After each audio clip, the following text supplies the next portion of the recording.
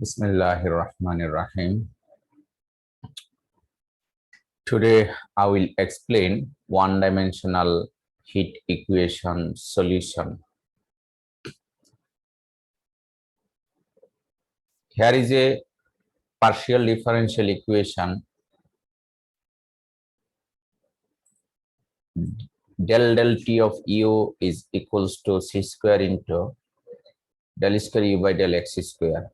This is known as one-dimensional heat equation. এই one-dimensional heat equation কে আমরা solve করব under some conditions.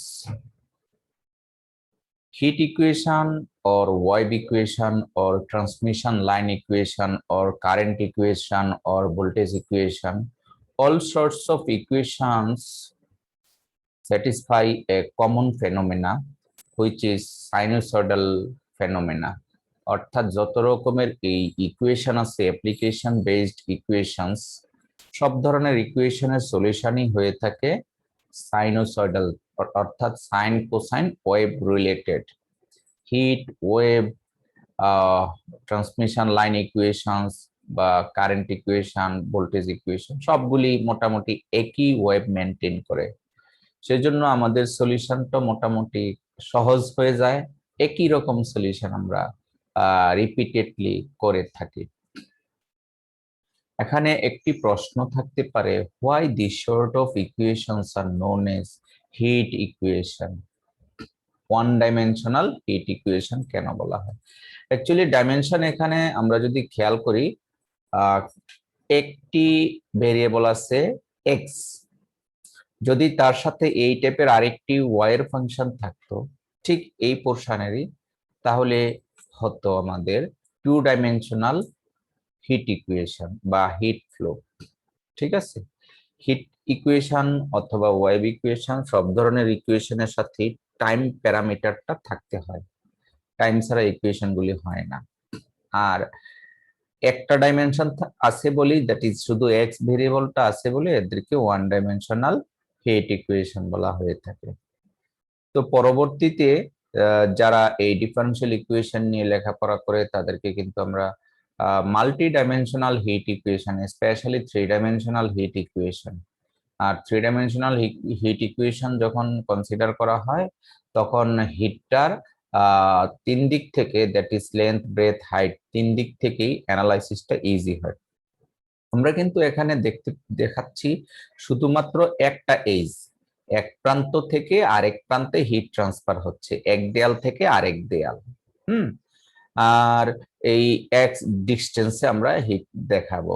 অনুরূপভাবে এর মতো কিন্তু আরো কতগুলি এজ আছে বা বাহু আছে, সেটা হতে পারে ওয়াই বাহু অথবা জেড, তাহলে সেগুলি আর দেখানো হয়নি। আমরা এখানে শুধুমাত্র ওয়ান ডাইমেনশনাল হিট ইকুয়েশনটাই আলোচনা করব। সো এখানে একটি প্রশ্ন আছে, প্রশ্নটি হলো, find the solution of one dimensional heat equation. Solution of one dimensional heat equation, del square u by del x square equals to h square del square del u by del t. আর কিছুক্ষণ আগে কিন্তু আমরা h square দেখিনি, দেখেছিলাম c square. তবে c square, h square these are the constant, এবং c স্কয়ারটা ছিল x ভেরিয়েবলের সাথে। আমরা কিছুক্ষণ আগে দেখেছি এই জায়গায় c স্কয়ার ছিল। তো সেই জিনিসটাকে আমরা রিকল করে কিন্তু এইভাবে নিয়ে আসতে পারি। যাই হোক, দিস ইজ এ কনস্ট্যান্ট। ঠিক আছে, ইকুয়েশন যাই থাকুক না কেন ঠিক সেইভাবে আমরা সলভ করব। আমি মূলত প্রশ্নটা আগে বুঝিয়ে দেন বাকিটুকু আমরা বোর্ডে সলভ করার চেষ্টা করব। এখানে এই ওয়ান ডাইমেনশনাল হিট ইকুয়েশনের সলিউশনটা বের করব, দ্যাট ইজ জেনারেল সলিউশন সর্বপ্রথম। তারপরে আমরা বের করব কন্ডিশনস দেয়া আছে, তিনটে কন্ডিশন, দুই বাউন্ডারিতে দুটি কন্ডিশন। অর্থাৎ একটি হলো এক দেয়াল যখন এক্স এর মান 0 তখন হিট হলো 0, অপর দেয়াল যখন এক্স এর মান এল তখন 0। অর্থাৎ আমরা যদি এটাকে এই একটা ঠিক ফ্লো আকৃতিতে কনসিডার করি, আমি দেখাচ্ছি। আমি দেয়াল হিসাব করে তোমাদেরকে দেখাচ্ছি। মূলত এই কিউব দিয়ে আমরা হিটটা পাস করাবো, সে ফর এক্সাম্পল। তাহলে আমরা যদি নিচের দেয়ালটা প্রথম কনসিডার করি, নিচের দেয়াল, এই নিচের দেয়ালটা যদি কনসিডার করি, সাপোজ নিচের দেয়ালের হিট ফ্লো হলো 0, অর্থাৎ এটা দেওয়া আছে যখন এক্স এর মান 0 তখন নিচের ফ্লোটা 0। আর ডিস্টেন্সটা আমরা যদি এল ডিস্টেন্স কনসিডার করি, অর্থাৎ মনে করো নিচ থেকে উপর পর্যন্ত ডিস্টেন্সটা হলো এল। এই এল ডিস্টেন্সে, এল দূরত্বে উপরের দেয়ালের টেম্পারেচারটা হলো, সেটাও কিন্তু 0। উপরের যে দেয়াল আছে সেই টেম্পারেচারটাও 0। ঠিক আছে? তাহলে এই হিট ইকুয়েশনের এই দুটা শর্ত দেওয়া আছে, নিচের অংশেও 0, উপরের অংশেও 0। অর্থাৎ এক্স এর মান যখন 0 তখন ইউ 0, আবার এক্স এর মান যখন এল তখনও কিন্তু ইউ 0। এই কন্ডিশনগুলিকে বলা হয় বাউন্ডারি কন্ডিশন, দুই বাউন্ডারিতে টেম্পারেচার। ঠিক আছে? একটা হলো নিচের দিকের বাউন্ডারি আর একটা উপরের দিকের, অথবা আমরা বলতে পারি একটা লেফট বাউন্ডারি, একটা রাইট বাউন্ডারি, একটা বলতে পারি ব্যাক বাউন্ডারি, আর একটা বলতে পারি ফ্রন্ট বাউন্ডারি। যে কোনো ভাবে আমরা ট্রেড করতে পারি। একটা কিউবের 3 ধরনের ডাইমেনশন আছে, এক্স ওয়াই জেড। আমি নিচ এবং উপরেরটা দেখালাম, ডান বাম হতে পারে, সামনে পেছনেও হতে পারে। তাহলে আলটিমেটলি আমরা বুঝতে পারলাম যে এই কন্ডিশনটাকে বলা হচ্ছে বাউন্ডারি কন্ডিশন।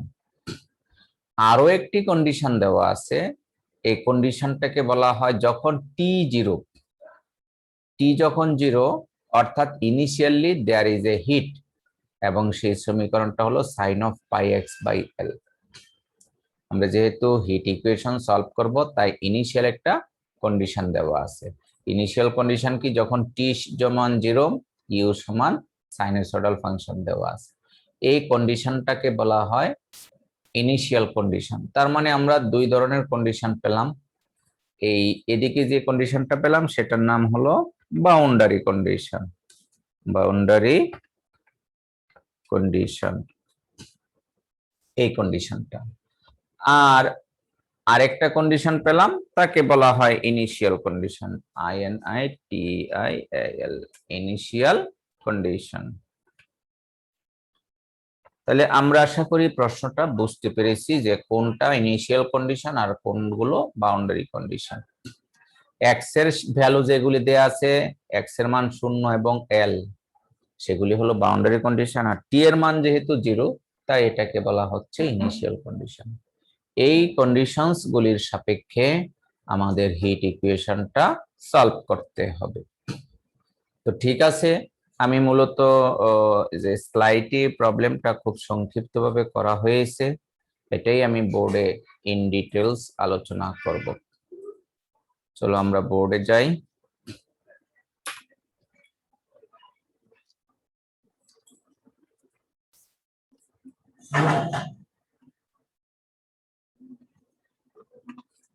তো আমাদের প্রশ্নটা ছিল এরকম যে solve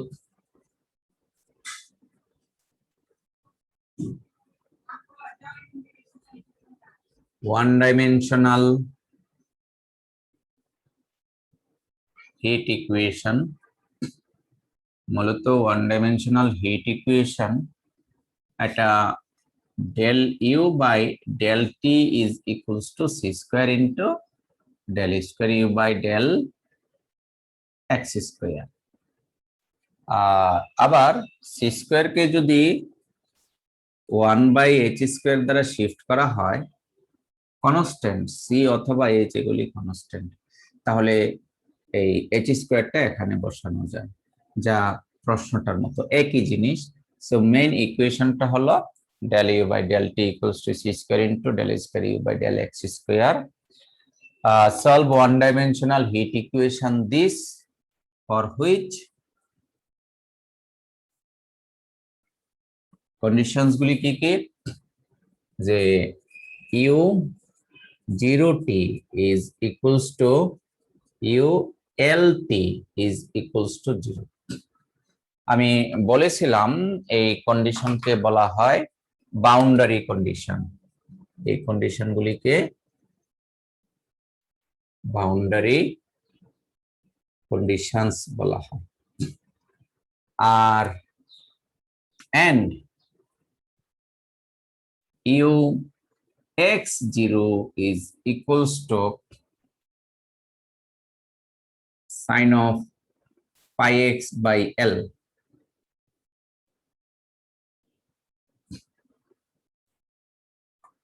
by the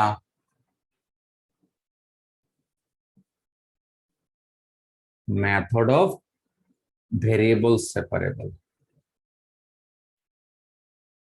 Variables separables. আর এই কন্ডিশনটাকে বলেছিলাম initial condition, INITIAL, initial condition. তার মানে এখানে বাউন্ডারি কন্ডিশন আছে দুইটা আর ইনিশিয়াল কন্ডিশন আছে একটা। এটাই আমরা কিন্তু স্লাইডে দেখিয়েছি যে দুই প্রান্তের দুই বাউন্ডারি কন্ডিশন, তারপরে ইনিশিয়াল কন্ডিশন। প্রথমে এই হিট ইকুয়েশনটার জেনারেল সলিউশন আমরা বের করব, তারপরে বাউন্ডারি কন্ডিশন প্রথমটা, দ্বিতীয়টা, ফাইনালি ইনিশিয়াল কন্ডিশন। এই তিনটা কন্ডিশন অ্যানালাইসিস করে করে আমরা এই প্রবলেমটা সলভ করব। আসো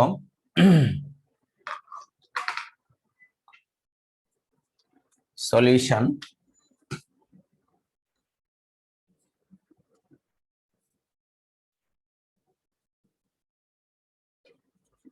Given that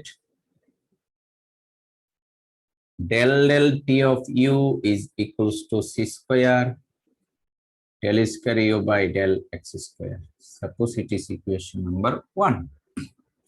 আমরা গত ক্লাসে যেভাবে সলভ করেছি ঠিক সেভাবেই কিন্তু অঙ্কটা স্টার্ট করতে হবে। তোমাদের মনে আছে কিনা যে এইভাবে let u is equals to capital X capital T, equation number 2, be the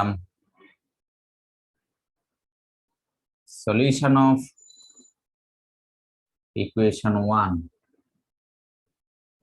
where x equals to capital X of small x and capital T equals to capital T of small t only. এটা আমরা গত ক্লাসেও পড়েছিলাম। তারপরে partial derivatives করেছিলাম, সেগুলি তোমরা পারো। তাহলে আমি একটু সংক্ষিপ্ত ভাবে করি। সুতরাং del u by del t is equals to del t of u. U means capital X capital T, তাহলে constant del capital T by del small t, আর এটা হবে d capital T by d small t, as t is a function of small t only. এই জন্য del আর থাকবে না, d হয়ে যাবে। এগুলো আগের ক্লাসে বলেছিলাম। Again, del u by del x, del x of xt, t into del capital X by del small x is equals to t into d capital X by d small x. আর second derivative করলে and del square u by del x square will be del x of t d capital X by d small x, এটাকে লেখা যায় t into d square capital X by d small x square. এই সবগুলো কাজ কিন্তু আমাদের review works. এখন আমরা এই মানগুলো সমীকরণ একে বসাবো। একটু মুছে দিচ্ছি।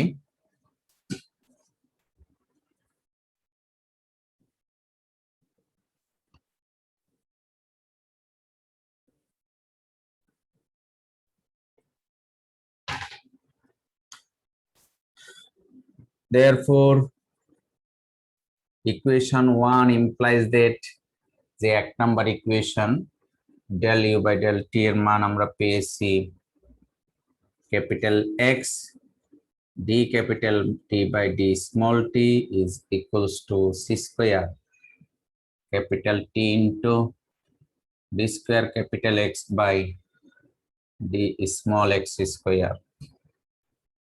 এটাকে এখন আমরা সাজিয়ে লিখব যে 1 by c square capital T into d capital T by d small t is equals to 1 by x into d square capital X by d small x square. So at this situation, we can say variables are separated. As we have to calculate one-dimensional heat equation that is sinusoidal, therefore we consider this term equals to this term is equals to a common negative value which is minus lambda square. কেন minus lambda square সেটা আগের ক্লাসগুলিতে আমরা আলোচনা করেছি। Because we need the sinusoidal solution. Common negative value হলে আমরা imaginary মান পাবো অক্সিলারি ইকুয়েশনে, সেই জন্য মাইনাস ল্যামডা স্কোয়ার। তোমার প্রশ্ন আসতে পারে, স্যার আগে যে সলিউশন ছিল ফার্স্ট অর্ডার সলিউশন সেগুলি কি মাইনাস ল্যামডা স্কোয়ার ধরলে হবে? অ্যান্সার হলো ইয়েস, কারণ সেখানে কোনো রেস্ট্রিকশন নাই যে সাইনোসয়েডাল হবে না এক্সপোনেনশিয়াল হবে না লিনিয়ার হবে।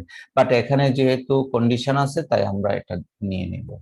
অন্যগুলিতে আমরা সি ধরেছি বা কে ধরেছি, মনে আছে কে ধরেছি, এখানে আমরা মাইনাস ল্যামডা স্কয়ার ধরেছি to get the heat equation that is sinusoidal solution. এখন ঠিক আগের মতোই এই পোরশনটা দুই ভাগে ভাগ করব এবং প্রথম ভাগ থেকে টি এর মান বের হবে ক্যাপিটাল টি, দ্বিতীয় ভাগ থেকে ক্যাপিটাল এক্স এর মান বের হবে। এবং এই কাজগুলি কিন্তু আমরা আগেও করেছি। ভাইবায় তোমাদের তো জানো ফাইনাল পরীক্ষা হবে, ইউজিসি থেকে নির্দেশনা এসেছে। আর এটা বলে দিচ্ছি যে আমরা যে 3টা এবং 1টা 4টা অ্যাসাইনমেন্ট নিয়েছিলাম তোমাদেরকে, এই অ্যাসাইনমেন্টের প্রথম 3টি অ্যাসাইনমেন্ট মিড টার্ম রিলেটেড ছিল, এটা আগেও বলেছিলাম, ইভালুয়েট হবে বলেছিলাম। এখনো আমাদেরকে একই কথা বলেছে এবং আমাদেরকে নির্দেশনা দিয়েছে যারা সঠিকভাবে নিয়ম মেনে অ্যাসাইনমেন্টগুলি হোমওয়ার্কগুলি সাবমিট করেছে তাদের রেজাল্ট পাবলিশ করার জন্য। অতএব তোমরা অপেক্ষা করবে, আমরা রেজাল্ট পাবলিশ করব মিড টার্মের রেজাল্ট। আর ফোর্থ যে অ্যাসাইনমেন্টটা আছে সেই অ্যাসাইনমেন্টটা বা হোমওয়ার্কটা আমাদের ইনস্ট্রাকশন অনুযায়ী একটা ক্লাস টেস্টের অল্টারনেটিভ হিসাবে কনসিডার করার জন্য ইনস্ট্রাকশন দেওয়া হয়েছে। অর্থাৎ যা যা করেছো কোনোটাই বৃথা যায়নি। আর সামনে আমাদের ফাইনাল পরীক্ষা গত সেমিস্টারগুলোর মতো সেম নিয়মেই হবে, যেমন 20 নাম্বার ফাইনাল আর 20 নাম্বার হলো ভাইবা। আর আমি ফাইনাল এবং ভাইবা দুইটা জিনিসগুলি আমি পর্যায়ক্রমে আলোচনা করতেছি। কোথায় ভাইবার প্রশ্ন হয় আর ফাইনালের কোশ্চেন, যেমন এটা একটা ফাইনালের কোশ্চেন, যে প্রশ্নটা এটা নিজেই 10 মার্কসের একটা কোশ্চেন, ঠিক আছে। আজকে এটা কিন্তু অনেক লম্বা প্রবলেম। যাই হোক, তাহলে যে কথাটা বলছিলাম আমাদের ফাইনাল পরীক্ষা হবে, ফাইনাল পরীক্ষার উইকটা মেবি জুনের 3 তারিখ থেকে 10 তারিখ। সেই জন্য ক্লাসের শুরুতে বলেছি আজকে সহ আমরা 4টা ক্লাস পাবো। এই 4টা ক্লাসে আমাদের সিলেবাসটা মোটামুটি শেষ হয়ে যাবে আশা করছি। তারপরে যদি সময় পাই আমরা ভাইবা রিলেটেড কিছু প্রবলেম নিয়ে ডিসকাস করব। ক্লাসেই ইন্টারেক্টিভ প্রশ্ন করব, তোমরা উত্তর দিবে যেন ভাই ভাই তোমরা ভালো করতে পারো। স্যার ফাইনাল স্যার 5 তারিখ থেকে হওয়ার কথা ছিল না? 5 তারিখ না 3 তারিখ, যাই হোক আমি সম্ভবত যতটুকু শুনেছি বা জানি 3 অথবা 5, আমার পুরো খেয়াল নাই। 3 বা 5 যাই হোক, আমাদের কিন্তু এই 4 দিনই ক্লাস হয়। জি স্যার, বুঝতে পেরেছি, মানে হ্যাঁ, নেক্সট মান্থের ফার্স্ট উইকে হবে। রাইট রাইট রাইট, ঠিক আছে ঠিক আছে, এটা নোটিশ আকারে আসবে, অতএব আমরা চিন্তিত হওয়ার কোনো কারণ নাই। তো যে কথা বলছিলাম, এখান থেকে আমরা 2 ভাগে ভাগ করব। একটি ভাগ হলো this term equals to minus lambda or 1/c² t into dt by d small t is equals to minus lambda square, আরেকটি হলো 1/X d square capital X by d small x square equals to minus lambda square। তো ভাই ভাই এই টাইপের একটা অঙ্ক দিয়ে বলবে এর সমাধানটা করো, মানে এর সমাধান করো অথবা এর সমাধান করো। তার মানে তোমার নলেজ থাকলে কিন্তু তুমি খুব সংক্ষিপ্তভাবে এবং সুন্দরভাবেই সমাধানটা করতে পারবে। তাহলে আমরা হায়ার অর্ডারের মেথড দিয়েই কিন্তু দুইটাকে সলভ করব। এটাকে একটু ঘুরিয়ে লিখতে হবে, যেমন sorry d capital T by d small t plus lambda square c square capital T equals to 0। আর আমরা এখানে যদি সংক্ষিপ্তভাবে বলি, অক্সিলারি ইকুয়েশন কত আসবে এই পোরশনের? অক্সিলারি ইকুয়েশনটা আসবে m plus lambda square c square equals to 0, তাই না? Therefore m equals to minus lambda square c square minus lambda square c square। আচ্ছা, আমরা c square lambda square অথবা lambda square c square। তাহলে এর সলিউশনটা কি হবে? দ্যাট ইজ t এর মান কত হবে? সুতরাং t হবে, আমরা একটি কনস্ট্যান্ট কনসিডার করব, মনে করো c1, তারপরে e to the power minus c square lambda square c square দিই, no problem, minus lambda square c square. এই হলো এই পোরশনের সলিউশন। ভাই ভাই ধরো এরকম একটা ইকুয়েশন দিয়ে তোমাকে বলা হবে এর সমাধান কত। আচ্ছা, সমাধান করতে গিয়ে কিন্তু তুমি একটু কাজ করেছো, অর্থাৎ দুটি লাইন করতে হয়েছে। এই কাজটুকু তোমার নলেজে থাকতে হবে। আর এটার জন্য তুমি যদি সত্যি পারো 1-2 মিনিটের বেশি লাগার কথা না। এইগুলি একটা ভাইবার পোরশন, নীল কালার লাল কালার দিয়ে যে দেখানো হয়েছে। একইভাবে এখানে এটাকে যদি আমরা লিখি তাহলে লিখতে পারি d square capital X by d small x square plus lambda square capital X equals to 0। এখান থেকে আমরা অক্সিলারি ইকুয়েশনটা কত পাবো? অক্সিলারি ইকুয়েশনটা আসবে m square plus lambda square সমান 0। সুতরাং এম সমান প্লাস মাইনাস ল্যামডা আই। সুতরাং এর সলিউশনটা কি হবে? Solution x equals to c1 ধরেছি, so it will be c2 cos lambda x plus c3 sin lambda x। First order term থেকে কখনোই কিন্তু সাইনোসয়েডাল সলিউশন আসবে না, মনে রাখিও। ফার্স্ট অর্ডার ডিফারেন্সিয়াল ইকুয়েশন থেকে কখনোই সাইনোসয়েডাল সলিউশন আসবে না। It will be always either linear or exponential. ঠিক আছে, যদি m এর মান 0 হয়ে যায় তাহলে লিনিয়ার সলিউশন আসবে। সো ফার্স্ট অর্ডার থেকে লিনিয়ার আসতে পারে অথবা এক্সপোনেনশিয়াল, আর সেকেন্ড অর্ডার থেকে যে কোনোটাই হতে পারে। এটা m এর মানের উপর ডিপেন্ড করবে। আর আমরা যেহেতু নেগেটিভ ভ্যালু নিয়ে এসেছি সাইনোসয়েডালের জন্য, তাই আমরা কিন্তু অ্যাজ ইট ইজ। আচ্ছা, এখানে একটু ভুল করেছি, ভেরিয়েবলটা কিন্তু দেওয়া হয়নি, স্মল টিটা দেওয়া হয়নি। দেখো, minus lambda square c square t দেওয়া হয়নি। টি হলো আমাদের ভেরিয়েবল, যেমনটা এখানে এক্স ভেরিয়েবল। তো মোটামুটি টি এবং এক্স এর মান বের করেছি। এই মান দুটি সমীকরণ 2 এ বসিয়ে দিলে আমরা পাবো general solution of heat equation. সমীকরণ 2টা আমরা মুছে ফেলছি। আমাদের সমীকরণ 2টা ছিল এই টাইপের, যে u is equals to capital X capital T, এটা ছিল সমীকরণ 2। এই টি এবং এক্স এর মান সমীকরণ 2 আমরা এখন বসিয়ে দিব।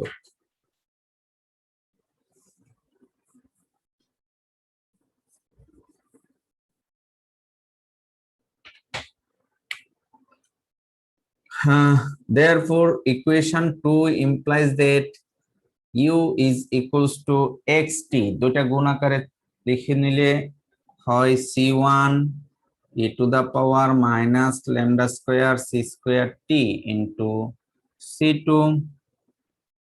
cos lambda x plus c3 sin lambda x, equation number 3।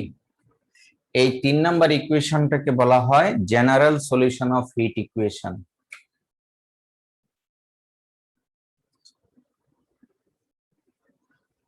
General solution of heat equation, এই 3 নাম্বার সমাধানটাকে বলা হয় এই।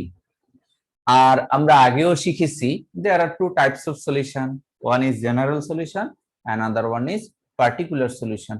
Particular solution is found by using particular conditions, that is conditions. এখানে 3টা কন্ডিশন দেওয়া আছে, বাউন্ডারি কন্ডিশন 2টা এবং ইনিশিয়াল কন্ডিশন 1টা। এই কন্ডিশনস গুলি অ্যাপ্লাই করে আমরা কি পাবো? Particular solution, that is complete solution. এখন আমরা শুধুমাত্র জেনারেল সলিউশনটা বের করলাম।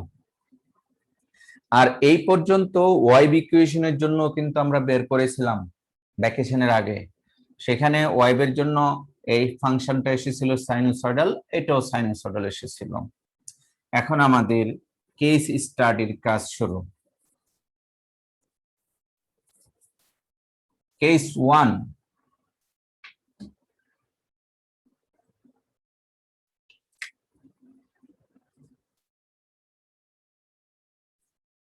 প্রথম বাউন্ডারির কাজটুকু করব। প্রথম বাউন্ডারি যখন এক্স এর মান 0, ইউ এর মান 0, that is when x equals to 0, u equals to 0, then equation 3 implies that, তাহলে 3 নম্বরে আমরা এই মানটুকু বসিয়ে দিব। কত হয়? u এর মান 0, c1 e to the power minus একটা ল্যামডা স্কয়ার ছিল, lambda square c square t, আর x এর মান যেহেতু 0, sin 0 সমান কত হয়? sin 0 কত? sin 0 এর মান 0 স্যার। sin 0 এর মান 0, ভেরি গুড। তার মানে এই জায়গাটা 0 হয়ে যায়। আর cos 0 এর মান হয় 1, তাহলে c2 * 1 আসে। তাহলে আমরা কি পেলাম? এখানে পেলাম c2 * 1 প্লাস পুরোটুকু আসে 0। এখন এটাকে এইভাবে লেখা যায়, implies that c1 c2 e to the power minus lambda square c square t is equals to 0। এখানে 3টি ইন্ডিভিজুয়াল টার্ম আছে, c1 c2 এবং এক্সপোনেনশিয়াল ফাংশন। এখন এই 3টা টার্মের গুণফল 0, কে 0 হবে? এটা অ্যানালাইসিস করতে হবে, খেয়াল রাখতে হবে। আমাদের 3 নাম্বার ইকুয়েশনটা হলো এই। 3 নাম্বার ইকুয়েশনের c1 যদি 0 হয়ে যায়, ইউ এর মান 0, যা আমাদের ইনিশিয়াল সলিউশন হয়ে যাবে। অতএব 0 solution is not our desired solution, therefore c1 can not be 0। c1 যদি 0 হয়ে যায় তাহলে ইউ এর মান 0 হয়ে যায়। ইউ এর মান 0 হয়ে যাওয়া মানে কি? বাউন্ডারি কন্ডিশনের সাথে মিলে যাওয়া, এক বাউন্ডারিতে থাকে। অতএব আমরা কোনো প্রকার ওয়াইবি সলিউশন পাবো না, সেজন্য c1 0 হতে পারবে না। অনুরূপভাবে e to the power minus lambda square c square t, it cannot be 0, এটাও কখনোই 0 হবে না, কারণ এটা একটা non zero value. e to the power যতই বসায় না কেন, it should be a non-zero। এটা একটা কেস, আবার এই টার্মটা জিরো হয়ে গেলে কিন্তু আমাদের ইউ জিরো হয়ে যাবে। দুই শর্তে আমরা বলতে পারি এই c1 এবং exponential term cannot be zero. তাহলে কে জিরো হবে? তিনটি টার্মের গুণফল জিরো। আমি দুটি নিয়ে আলোচনা করলাম, c1 জিরো হতে পারবে না এবং এক্সপোনেনশিয়াল টার্ম জিরো হতে পারবে না, c2 জিরো। আর c2 জিরো হলে কিন্তু আমাদের মূল সমীকরণের কোনো প্রকার সমস্যা নেই।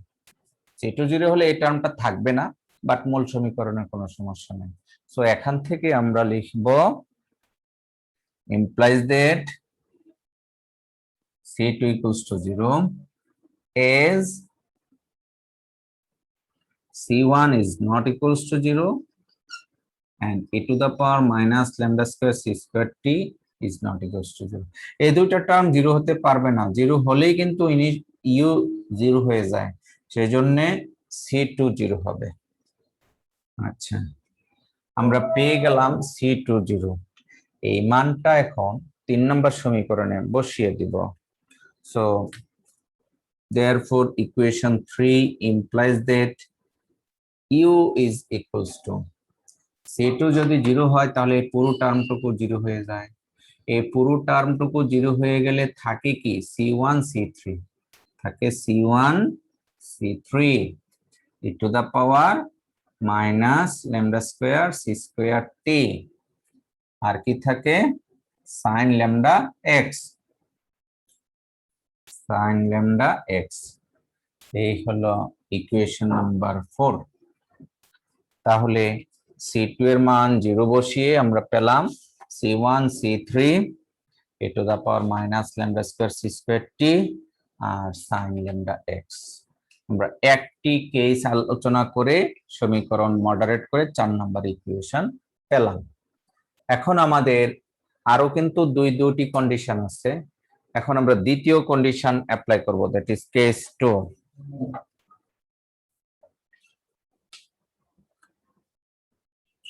কেস 2, কেস 2 কি? when x equals to l, যখন x এর মান l হয়, এই যে x এর মান যখন l হবে u এর মান 0, u is equals to 0, then equation 4 implies that 4 number equation থেকে আমরা কি পাবো? u এর মান তো 0ই পাবো, বসিয়ে দিলাম u এর মান 0, c1 c3 e to the power minus lambda square c square t R sin lambda l, sin lambda l। আমরা x এর মান l বসালাম। এখন 1 2 3 4 চারটা টার্মের গুণফল 0, তাহলে কে 0 হবে? এখানে উপরের দিকে শর্তটার দিকে তাকাতে হবে। c1 0 হতে পারবে না, c1 0 হলে u এর মান 0 হয়ে যাবে। অতএব c1 c3 এবং e to the power minus lambda square c square t এই তিনটি টার্মই 0 হতে পারবে না, এই তিনটি term non zero. sin lambda l এটা 0 হলে কিন্তু সমস্যা নাই, because it is sin lambda x। So এখান থেকে আমরা স্পষ্ট দেখতে পাচ্ছি এই তিনটি টার্ম 0 হবে না, 0 হবে sin lambda l। আর sin lambda l 0 হলে কোনো সমস্যা নাই, because it is sin lambda x। তো এখান থেকে আমরা পাচ্ছি, উপরে আসতেছি, কেস স্টাডি তো ধীরে ধীরে বুঝে বুঝে আগাতে হবে, খুব দ্রুত করা সম্ভব না, করলে অঙ্কটা ভুল হয়ে যাবে, তোমরা বুঝবে না। আচ্ছা, তাহলে এখান থেকে আমরা লিখতে পারি যে sin lambda l equals to 0 as c1 c3 to the power minus lambda square c square t is not equals to 0। এরা 0 হতে পারে না, এরা 0 হলে আমার মূল সলিউশন 0 হয়ে যাবে। তাহলে sin lambda l equals to 0, এটাকে লেখা যায় এভাবে, sin lambda l equals to sin n pi, n এর মান 1 2 3 ইত্যাদি ইত্যাদি। আমরা জানি sin n pi এর মান 0, sin n pi এর মান 0। n এর মান 1 হলে পাই sin পাই 0, 2 হলে 2 পাই sin 2 পাই 0, ইন্টারমিডিয়েটে পড়েছো। 3 হলে 3 পাই, 3 পাইও তো 0, অর্থাৎ 0 এর পরিবর্তে sin n পাই লিখে নিলাম। ঠিক আছে, এবার আসো তাহলে sin ল্যামডা l সমান sin n পাই, এখান থেকে আমরা লিখতে পারি lambda l equals to n pi. সুতরাং lambda equals to n pi by l। আমরা ল্যামডাটা কিন্তু ধরে নিয়েছিলাম, প্রশ্নে ল্যামডা ছিল না, মাইনাস ল্যামডা স্কয়ার একটা কনস্ট্যান্ট ধরেছি। সেই ক্ষেত্রে দ্বিতীয় শর্ত অ্যাপ্লাই করে আমরা ল্যামডা এর মান পেলাম, ল্যামডার মান হলো n পাই বাই l। এই ল্যামডার মান 4 নম্বর সমীকরণে বসিয়ে আমরা মডারেট ইকুয়েশন পাবো। Therefore, equation 4 implies that এই 4 নম্বর ইকুয়েশনটা থেকে কত আসে দেখি। ইকুয়েশন 4 implies that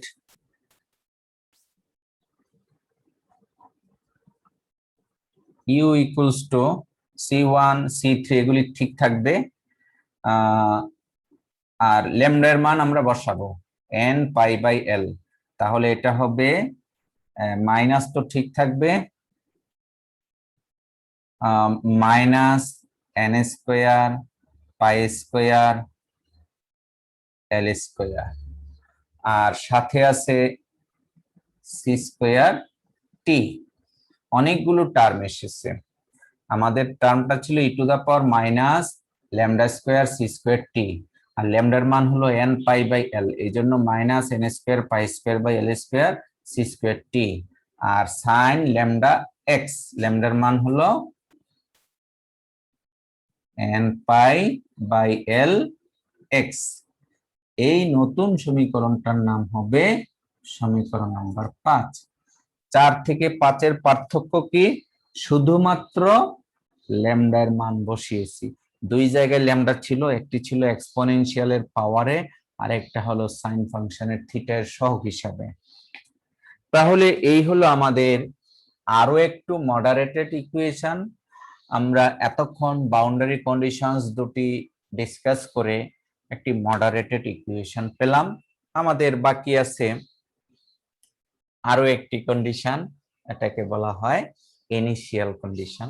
এখন আমরা এই ইনিশিয়াল কন্ডিশনটা অ্যাপ্লাই করব। কেস 3,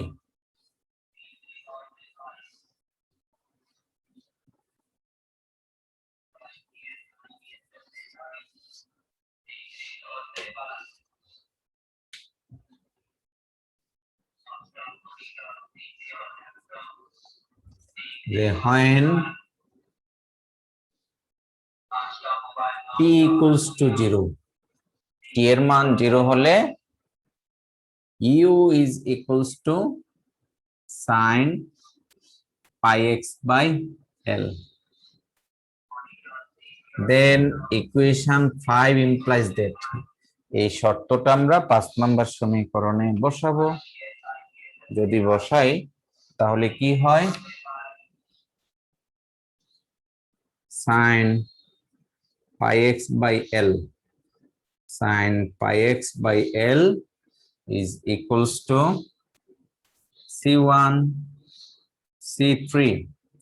t এর মান যদি 0 হয় এক্সপোনেনশিয়াল টার্মের ভ্যালুটা 1 হয়ে যায়, কারণ e টু দা পাওয়ার 0 সমান 1। তাহলে কি থাকে, sin n pi sin n pi by l into x। আমি আবার বলছি শর্তটা t সমান 0 হলে u সমান এত, আর t সমান 0 হলে এক্সপোনেনশিয়াল টার্ম 0 হয়ে যায়, that is e to the power 0 সমান 1। এই জন্য এটা এমন আসছে। এখন কম্পেয়ার করতে হবে, কম্পেয়ার করে আমরা কতগুলো মান পাবো। এটা এইভাবে লিখতে পারি, কম্পেয়ারিং বোথ সাইডস।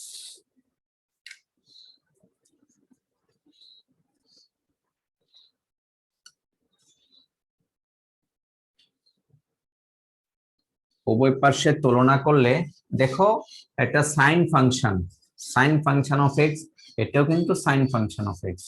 তার মানে এর সহগ হিসাবে কি আছে, বাম পাশে কি আছে বলো? 1 ওয়ান আছে। তাহলে আর ডান পাশে কি আছে? c1 c3। তাহলে c1 c3 সমান 1। এই হলো একটি কম্পারিজন। আর একটি কম্পারিজন দেখো, পাই এক্স বাই এল, সাইনের পরে আছে পাই এক্স বাই এল, আর এখানে সাইনের পরে আছে পাই এক্স বাই এল, তবে এন আছে একটা অতিরিক্ত। তাহলে এন এর মান কত হবে? দুইটা কম্পারিজন। সাইন, দেখো আমি এটাকে একটু সাইড নোট করে দেখাই যেন সহজে তোমরা বুঝতে পারো। এটা লেখা যায় এভাবে যে sine of 1 into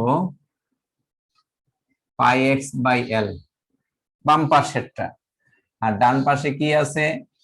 sign of n into pi x by L.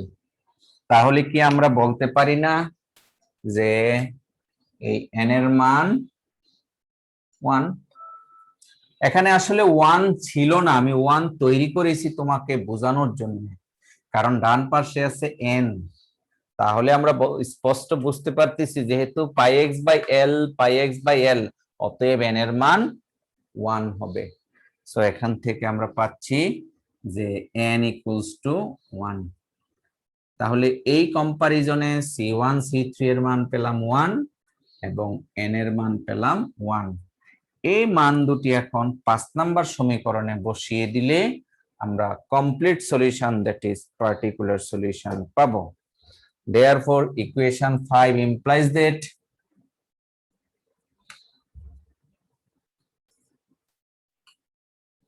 u is equals to c1 c3। c1 c3 এর মান 1, লেখা লাগবে না। আবার n এর মান 1, তাহলে এই n স্কয়ারটা থাকবে না। Very good. তাহলে কি থাকে? e to the power minus pi square c square by L square into t. n square থাকে না, minus pi square c square by L square into t, আর থাকে sine pi x by L, থাকে sine pi x by L, which is the required solution, which is the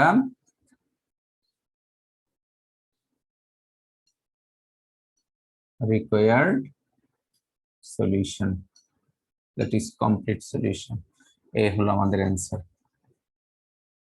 আমরা 3টি case study পর্যায়ক্রমে একটি একটি করে সম্পন্ন করেছি। আমাদের প্রশ্নে কিন্তু সি দেয়া ছিল, এল দেয়া ছিল, এই যে আমাদের প্রশ্নে সি এল এগুলি দেয়া ছিল। আর আমরা যে ধরেছিলাম c1 c2 c3 ল্যামডা এবং এন, এই সব c1 c2 c3 lambda N 5টা অজানা রাশি ছিল। আর 5টা অজানা রাশির মান কিন্তু আমরা পর্যায়ক্রমে বের করেছি। আমরা প্রথমে বের করে পেয়েছিলাম c2 সমান 0, তারপরে এখানে c1 c3 এর মান পেয়েছি 1, আর ল্যামডার মান কত যেন পেয়েছিলাম n পাই বাই এল, ল্যামডার মান পেয়েছি এটা। তাহলে এখানে দুটি মান, এখানে n এর মান 1, এই মানগুলি বসিয়ে ফাইনালি আমরা এই সলিউশনটা পেলাম। এটা কি বলা হচ্ছে? Solution of one dimensional heat equation. এই টাইপের প্রবলেমগুলি অনেকটা বড়, আমাদের ভালোভাবে প্র্যাকটিস করতে হবে। চলো আমরা অঙ্কটা আবার একটু রিভিউ করি স্লাইডের মাধ্যমে।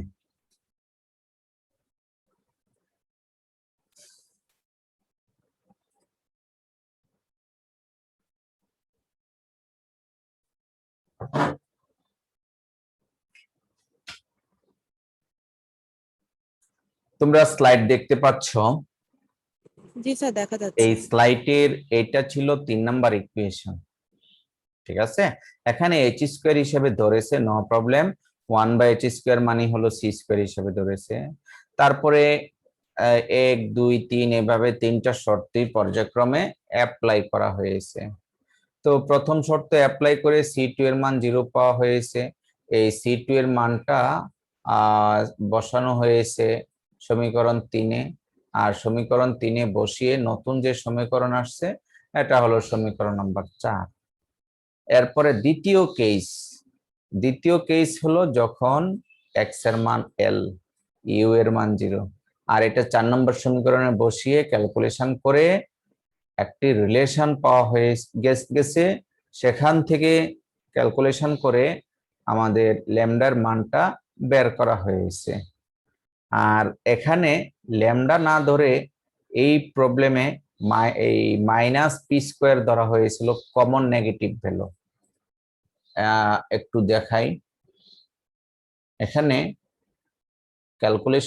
ক্যালকুলেশন গুলো দেখানো হয়নি, ঠিক আছে? বইয়ের অঙ্ক তো, বইয়ের অঙ্ক মোটামুটি সংক্ষিপ্তভাবে থাকে, অতএব ভিডিও লেকচারটা দেখলে তোমরা ডিটেলস পাবে।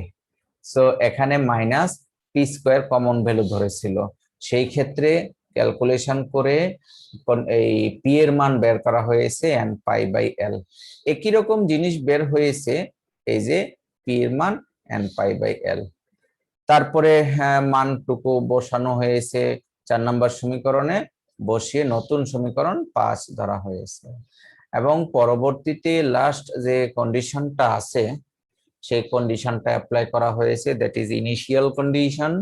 আর ইনিশিয়াল কন্ডিশন অ্যানালাইসিস করে পাওয়া গিয়েছে এখানে কিন্তু C4 হিসাবে ট্রিট করেছে, মানে কি ওই যে দুটা কনস্ট্যান্ট ছিল তাদেরকে নতুন কনস্ট্যান্ট হিসেবে ট্রিট করা হয়েছে C4। আমরা নতুন কনস্ট্যান্ট হিসেবে ট্রিট করি নাই, এই C1 C3 রেখেছি, নো প্রবলেম। সো এইভাবে C4 এর মান 1 এবং n এর মান 1 পাওয়া হয়েছে। এই মানগুলো বসালে যে সলিউশন আসবে which is known as particular solution of the heat equation। এই ছিল আমাদের অঙ্ক।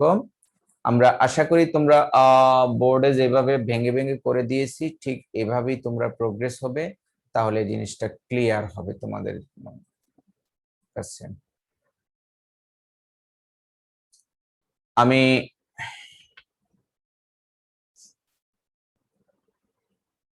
আরো একটি অঙ্ক এখানে আছে, এটা একটু বিশাল অঙ্ক। তার আগে এই অঙ্কটা আগামী ক্লাসে আমরা সলভ করব।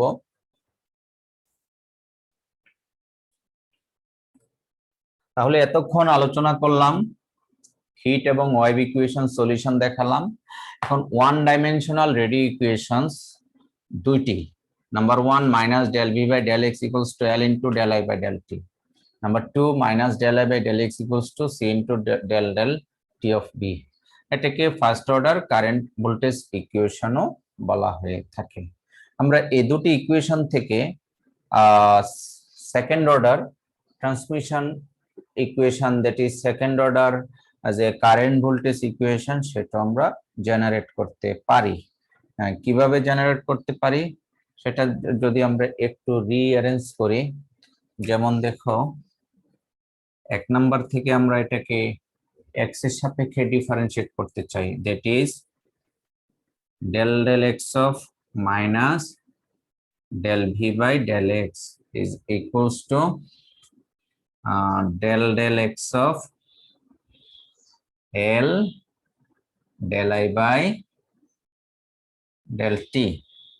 আমরা x এর সাপেক্ষে যদি ডিফারেন্সিয়েট করি এটা হবে minus del square v/del x square, ঠিক আছে? Minus del square v/del x square. এখন এইটাকে আমরা একটু এক্সচেঞ্জ করে দ্বিতীয় সমীকরণ থেকে আমরা এটা মানগুলি রিপ্লেস করতে পারি। আচ্ছা সরি, একটা ফোন আসছে, আমি ফোনটা একটু receive.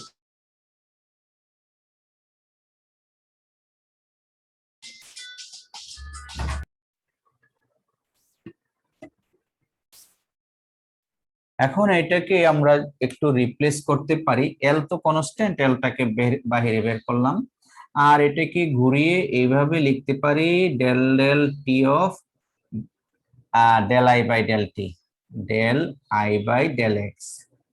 R del I by del x এর একটা মান আছে, দেখো এখানে তাকিয়ে দেখো, del I by del x সমান minus c into del v by del T.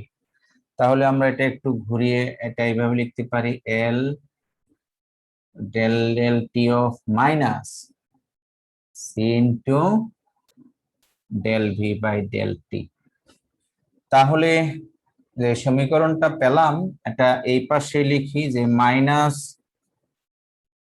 Del square v by del x square is equals two, এই মাইনাসটা বের করে আনলাম, এল আর সি কনস্ট্যান্ট বের করে আনলাম, এল সি আর del square v by del t square, del t square.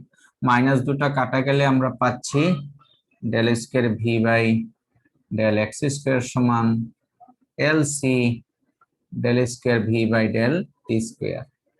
এটা হলো সেকেন্ড অর্ডার ভোল্টেজ ইকুয়েশন, এটার নাম সেকেন্ড অর্ডার ভোল্টেজ ইকুয়েশন। কেন ভোল্টেজ ইকুয়েশন? দেখো এখানে কিন্তু কারেন্ট নাই, আইটাকে পরিবর্তন করেছি, শুধু ভোল্টেজটা রেখেছি, তাই না? অনুরূপভাবে আমরা সেকেন্ড অর্ডার কারেন্ট ইকুয়েশনটাও জেনারেট করতে পারি। তো second order current equation generate করতে হলে যেমন এটা দিয়ে শুরু করেছিলাম, এটা ব্যবহার করেছি, এখন এইটা দিয়ে শুরু করব, এটা ব্যবহার করে রিপ্লেস করে আমরা সেকেন্ড অর্ডার কারেন্ট ইকুয়েশন পাবো, এবং সেটা ঠিক তার মতোই হবে, অর্থাৎ সেটা হবে এই টাইপের, that is del square I by del x square is equals to LC del square I by del t square। এই সেকেন্ড অর্ডার কারেন্ট ইকুয়েশন, এটাকে বলা হয় সেকেন্ড অর্ডার কারেন্ট ইকুয়েশন। এই দুটি ইকুয়েশনকে একত্রে বলা হয় সেকেন্ড অর্ডার রেডিও ইকুয়েশন, অর্থাৎ এই সমীকরণটা আর এই সমীকরণটা, এই দুটাকে একত্রে বলা হয় second order radio equation, second order radio equation, radio equation. আসলে second order radio equations come from first order radio equation, না? এই দুটা থেকেই তো আমরা এই দুটাকে ঘুরিয়ে ফিরিয়ে লিখেছি। তার মানে বেসিক ইকুয়েশন হলো first order current voltage equation, আর রিপ্লেস করে আমরা দুটি ইকুয়েশন পেলাম সেকেন্ড অর্ডার রেডিও ইকুয়েশন। আর এই সেকেন্ড অর্ডার রেডিও ইকুয়েশন দুটি আমরা পরবর্তীতে ট্রান্সমিশন লাইনের ক্ষেত্রে কারেন্ট ফ্লো এর জন্য এই second order radio equations and first order radio equations apply করে আমরা পরবর্তীতে সলভ করব। তো আজকে আমি এখানেই শেষ করতে চাচ্ছি, কারণ পরবর্তী অঙ্ক নিলে আবারও 1-1.5 ঘন্টা লাগবে, সেটা সম্ভব না। আমরা